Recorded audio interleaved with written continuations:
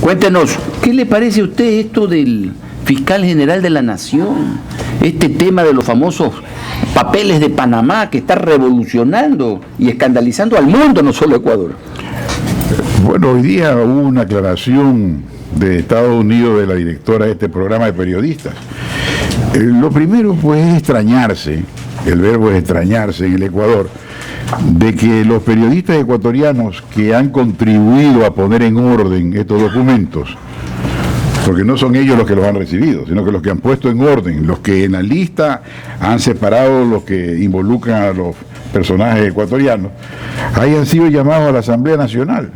Es decir, una medida de presión intolerable, y yo protesto sinceramente.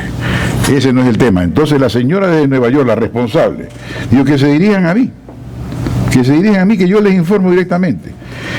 Entonces, esto es lo primero, extrañarse de que habiendo hecho estos periodistas de investigación y habiendo retenido por más de un año para clasificar, confirmar, etcétera, ahora que le dicen al Ecuador y a cada país, nos hacen el favor de descubrir lo que los fiscales muy bien remunerados de cada país no descubren, resulta que los atormentamos y los llamamos a la Asamblea Nacional, en lugar de llamar a los culpables, que son tantos, y entre ellos jueces y fiscales. Y existiendo el artículo 20 de la Constitución que garantiza el servicio a garantiza el derecho a la información y la reserva de la fuente.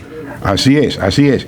Y al respecto y sobre el mismo tema, pues yo he descubierto, y luego lo sabían los delincuentes antes que yo, que no solamente que es una forma de lavar el dinero cuyo origen es ilícito, a nombre de fideicomiso y ocultándolo en estas cuentas a nombre de otras personas, sino que ¿qué es lo que hace el usurpador de un bien inmueble? En circunstancias que el Ecuador, por ejemplo, sabemos de disputas de terrenos en la playa, de disputas en hacienda, etcétera. ¿Qué es lo que hace? Simplemente el usurpador usurpa un inmueble y lo registra en Panamá, en Mossack Fonseca o en otro estudio, que se cree un fideicomiso y se ponga a nombre de una compañía o una persona cuyos nombres recomiendan ellos mismos estos estudios jurídicos. Y entonces la persona perjudicada, el verdadero dueño del inmueble, no puede demandar, porque no se sabe quién es, a nombre de quién está. Entonces, esta es una trampa. Doctor, sí, con sus conocimientos jurídicos y al escucharlo atentamente, usted le consulto al jurista, ¿qué es un paraíso fiscal? En determinados temas, porque yo... ¿Qué es un paraíso fiscal? Ya le voy a decir, pero antes que todo, les hago una broma para descargar la gravedad del momento. Mi respuesta cuando me preguntan así en forma general es: yo contesto con toda modestia, no soy una rocola. Cuando usted va a una rocola y quiere un tango, aprieta un botón y el tango suena. Va a usted, le gusta el pasillo, otro botón. Es decir, yo sé de determinadas materias, el Código Penal, el Código de Comercio, el Código Civil y nada más, porque es que no hay tiempo para eso. Es decir, pero entonces la pregunta es: ¿qué es un paraíso fiscal? Un paraíso fiscal es un sitio ubicado en un estado permisivo, un estado que no controla suficientemente el mundo financiero. Y de esto es que se acusa a la República de Panamá. Se sabe que no es Panamá el primer paraíso, que el primer paraíso son las Islas Vírgenes Británicas. He oído quejas en el Congreso, en el Parlamento, sí, en el Parlamento inglés, donde los propios ingleses, diputados ingleses, llamémoslo así, han protestado y han pedido investigación porque el mayor número de cuentas son de Inglaterra. Se ha descubierto entonces que no son solamente individuos que quieren ocultar allí, por ejemplo, el Chapo Guzmán, porque está de moda el Chapo Guzmán, pues, ¿no? Entonces, todo el mundo lo menciona, pues, y pongámoslo por lo menos como ejemplo. Quiere ocultar los bienes, pero es que resulta que esto no funciona simplemente así, sino que hay bancos intermediarios. Sí. Es decir, lo primero que recurren los delincuentes es a un banco famoso que tiene su sede en Panamá o en la Isla Vírgenes, y le dice: usted contrate un abogado y hágame usted un fideicomiso y ponga los nombres de otra persona, el que usted quiera, pero no yo. Y ahí le mando 10.000 millones. Así funciona. Es decir, unos lo depositan allí porque no hay control del Estado y han salido representantes de Panamá, oficiales, el vicepresidente creo que apareció en la televisión diciendo que habían implementado medidas para terminar con esto y para que Panamá no sea considerado un paraíso fiscal. Entonces, y viene una pregunta sensacional la pregunta que voy a hacer. Y están persiguiendo a los periodistas ecuatorianos, a los modestos periodistas, que lo que han hecho es contribuir con una asociación gloriosa, que es la de los periodistas internacionales que se han dedicado a investigar este asunto y han revelado lo que no revelan y ocultan los fiscales de distintas naciones. Y los contralores, claro. Y pregunto, ¿y este señor que está refugiado en la Embajada del Ecuador en Londres? Julian Assange. El señor Assange, que merece todos los mimos del señor Patiño y del señor Correa, que lo miman, que lo engríen, que le han puesto una ducha para que se bañe al lado de la sala del embajador, que el Ecuador no puede despachar, que nadie quiere aceptar la Embajada del Ecuador, porque si difícil es lidiar con determinadas personas, es más difícil lidiar con un hombre que se está bañando ahí al lado y que es precisamente el que dicen que tomó el famoso pirata. ¿Es o no una contradicción espantosa? Pregunta Jaime Damerval Martínez. Y como me sobran apellidos, de una vez le digo Sueda, Llora y Ponce de León. Pregunto, ¿qué me dice el gobierno de esta tontería? De llamar a los periodistas que colaboran en clasificar lo que viene de otros países y tienen la embajada en Londres peleándose con Inglaterra, ganándose la antipatía innecesariamente de una potencia del mundo. No, esto es lo que preocupa, lo que molesta respecto a los famosos papeles. Pero vamos a otros asuntos que es interesante. Una cosa más. Hoy día el abogado Carmignani, que es especialista en las cuestiones financieras y escribe en el diario El Expreso, pregunta, dice que, ¿y qué pasa, señor ministro fiscal de la Nación Ecuatoriana? Al doctor Chiriboga. ¿Y cómo así ha terminado la investigación de esta empresa llamada Fondos Global de Construcciones que fingió exportar a Venezuela, dije bienes para construcción, y fue descubierta, que los pagos que venían eran por piedra o algodón o lo que se les puede ocurrir a ustedes? ¿Qué se ha hecho con esta investigación en virtud de la cual se presume también un lavado a través del sucre electrónico inventado patrióticamente por el gobierno revolucionario y que está sirviendo para otra vez asesinar a Sucre? Porque es que Sucre fue asesinado en Berruecos, ya con eso tuvo bastante, pero este es un país que se ha encargado de evaluar al Sucre, de torturar al Sucre, y cada vez este es el tercer o cuarto Berruecos. Pero entonces, ¿qué se hizo de esta investigación? En los últimos detalles de prensa es que un juez de la Corte Suprema, con una sola firma, o un fiscal, un juez de la Corte Suprema cerró la investigación. Este juez estaba de acuerdo en que el juez de Guayaquil devolviera los 50 y pico de millones que habían retenido con gran esfuerzo aquí en Guayaquil, que es el resultado para que no sirva y que se ejecute este lavado. Luego, al día siguiente, otro juez de la Corte Suprema reinició la investigación. Y de repente hay un silencio, seguramente porque a la prensa le han prohibido hablar, pero a mí no me prohíbe nadie sino Dios y la ley. Y entonces pregunto, ¿ya se ejecutó? Porque el abogado Carmignani lo dice, que esta investigación ha terminado ya. Y la ciudadanía demanda una explicación al Ministerio Fiscal General. Y el Ministerio Fiscal General está bien dicho porque el ministro fiscal generalmente encarga los casos difíciles. Jaime, pero algo que sí sorprende. Sí, señor. Que en una república en donde se dice que vivimos en un Estado constitucional de derechos, garantías y libertades, se supone que quienes ejerzan funciones como el ministro fiscal, el señor presidente del Consejo Nacional de la Judicatura, tienen que ser las personas con la mayor probidad notoria.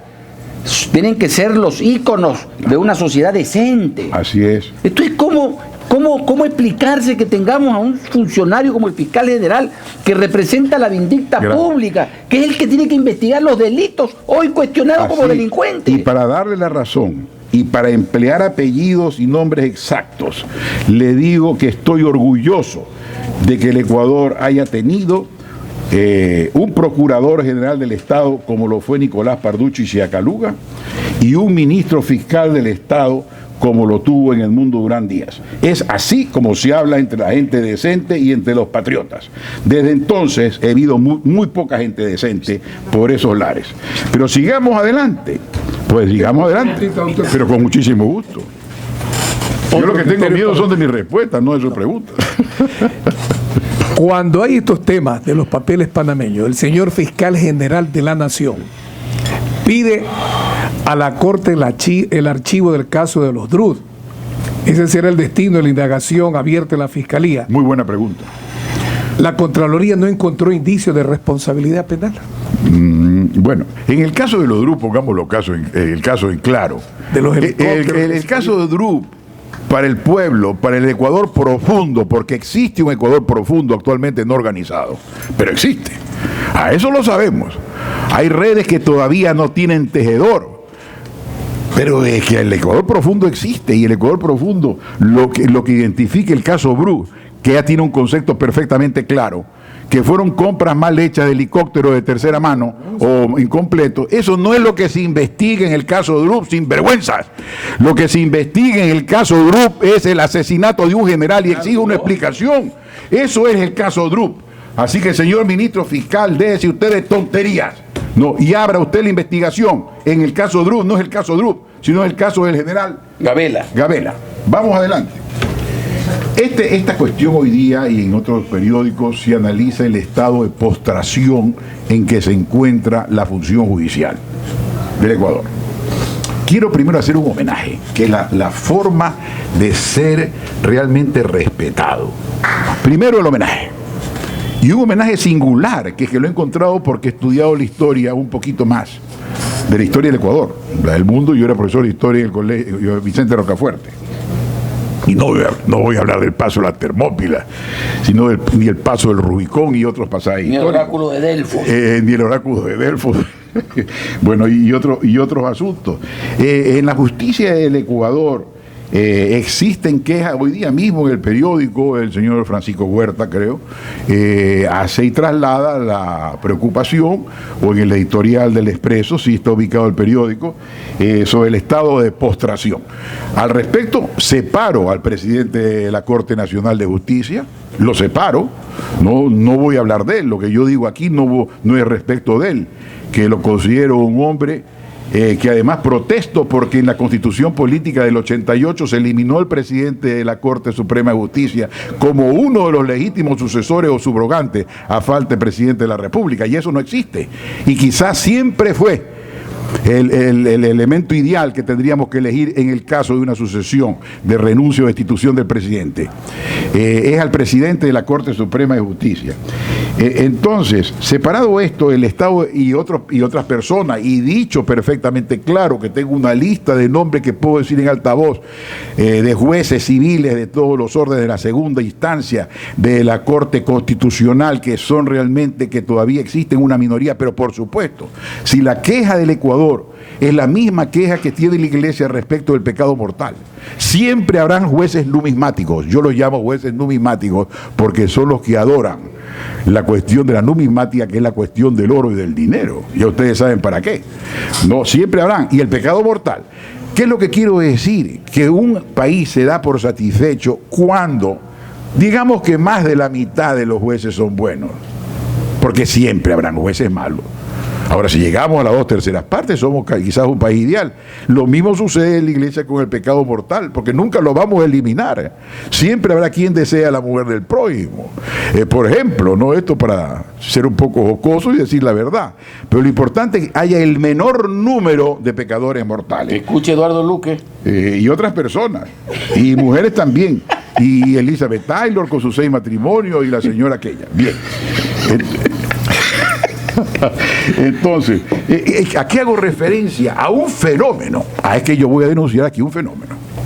¿A qué fenómeno voy a denunciar? A un fenómeno que tiene distintos nombres porque es un fenómeno jurídico. Es la invención esta del juez ponente. Ya, les explico. Como hay tal acumulación de casos en los juzgados, en los tribunales, en las cortes, ¿no? Cuando hay cada sala hay 3 jueces, para facilitar el trabajo se creó la figura del juez ponente, que es el juez por sorteo el encargado de cada caso. Y entonces se distribuyen y generalmente la sala está inclinada a aceptar la propuesta que hace el juez ponente. Pues se llama ponente, te propongo. Este texto, este borrador de sentencia, generalmente se aprueba. Pero ¿qué ha ocurrido? Y he descubierto yo, y lo he denunciado y por supuesto no hacen caso, de que hay jueces ponentes que retienen 2 y 3 años ellos solos el control de toda la sala por su temperamento dominante, generalmente aprovechándose de la inexperiencia y de la ignorancia de los otros dos. Entonces yo tengo en este momento enjuiciado a un juez ponente, pues. Yo en este momento está hablándole a una persona que ha enjuiciado a no menos de 5 jueces.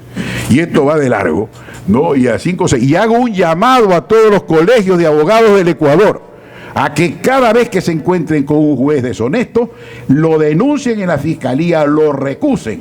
Hay que hacer retroceder esta muralla de sombra. La frase muralla de sombra no es mía, es de Neruda. Ayúdame a romper estas puertas inmensas. Con tus hombros de seda, desentierra estas anclas. Neruda, vamos adelante. Entonces, este juez ponente, perdón. Pero Eduardo Luque tiene miedo que lo sancionen, dice que le suspendan el ejercicio profesional, por eso él no quiere tocar a los jueces, porque están amenazados los abogados de suspensión. Por supuesto. Yo no sé si usted lo ha tomado con el abogado Luque, le explico a la ciudadanía que el abogado Luque es un gran amigo del señor Norero, que él acostumbra a utilizar, ¿no? para hacer broma. Bien, vamos a ver. Pero es verdad o no que están siendo amenazados los abogados que denuncian a los jueces, es verdad. Claro. No ve al doctor Juan Bisueta por decirle al juez que era ignorante, que había 6 meses suspendido en el ejercicio de la profesión. Y además se descubre cosas espantosas, porque yo tengo de la mujer, en general, yo considero que es la primera ilustración de Dios. Es decir, yo estoy muy cerca de una mujer, más cerca de Dios cuando estoy con una mujer que con un hombre, porque me parece que la mujer en su complejidad es un reloj precioso con todo su sistema para la procreación. Pero me he encontrado que la mujer también puede ser juez y juez cruel. Este es el punto. Y entonces, habiendo recusado a una mujer que son más crueles que los hombres, porque generalmente tienen la tendencia a no asumir la responsabilidad y dejan que un hombre les haga el texto que ellas firman a ciegas. Y entonces esto es lo que está sucediendo, ¿no? Y el primero que debe ser investigado es el director provincial del Consejo de la Judicatura de apellido Martínez, que no tiene nada que ver conmigo, usted que le gusta tanto los apellidos. No, este señor debe ser el primero investigado, ¿no? Porque hay 2 directores del Consejo de la Judicatura. No, tú también te llamas Martínez. Pero, no, porque hay un jugador de fútbol en el equipo alemán que juega en forma y Martínez en la enciclopedia Espasa y varios. Sigamos adelante. Hablemos un instante de un asunto internacional. Pero antes de ir a ese tema, vamos a un pequeño corte comercial. Vamos.